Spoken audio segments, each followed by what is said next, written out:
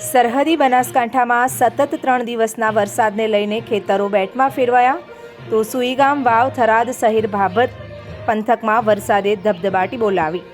3 દિવસના અવિરત વરસાદે સુઈગામ પંથક બેટમાં ફેરવાયો તો સુઈગામ તાલુકાના અનેક રસ્તાઓ પાણીમાં ગરકાવ। સુઈગામ પંથકમાં ભારે પવન અને વરસાદને લઈને વીજ પાવર કપાતા જનજીવન અસ્તવ્યસ્ત। 18 ઇંચ જેટલા વરસાદને લઈને ખેતરોના પાકો પાણીમાં ગરકાવ તો સતત વરસાદ વરસતા પશુપાલન થયું પ્રભાવિત। એરંડા, કપાસ, બાજરી, જુવાર, ઘાસચારો પાણીમાં ગરકાવ ત્યારે સતત વરસાદને લઈને નીચાણવાળા વિસ્તારોમાં પાણી ભરાયા। કેટલા દિવસથી વરસાદ પડી રહ્યો છે કે શું મુશ્કેલી પડી છે? મારું નામ રબારી રામજીભાઈ લાંબાભાઈ, વડાણા ગ્રામ પંચાયત કોમ્પ્યુટર ઓપરેટર। અમારા ગામમાં છેલ્લા 3 દિવસથી સતત વરસાદ પડી રહ્યો છે અને જે નીચાણવાળા વિસ્તારના લોકો હતા એમને ગામ તળની અંદર ખસેડી દીધા છે અને એમને ખૂબ જ તકલીફ પડી રહી છે અને મોટા ભાગે ખેતીમાં 100% નુકસાન જેવું દેખાઈ રહ્યું છે। ખેતરોનો જે અંદર મોટા ભાગે મગફળી, એરંડાનું જે વાવેતર હતું એ બધું તમામ નાશ પામી ગયું।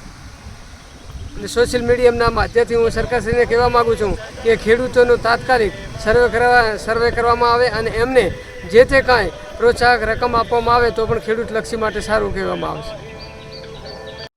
વડાણાથી લક્ષ્મણભાઈ જોશી બોલું છું। અમારી આજુબાજુ સુઈગામ ભાભર વાવ વિસ્તારમાં ખૂબ જ વરસાદ વરસ્યો છે અને આ વરસાદથી પશુધનને પણ ખૂબ નુકસાન થયું છે, ઘાસચારાને નુકસાન થયું છે। વાવેતરમાં 3 વખત વાવેલા હતા, તારા એરંડા દિવેલા આટલા ઊભા હતા, બધા તારા પાણીમાં બોલાઈ ગયા છે।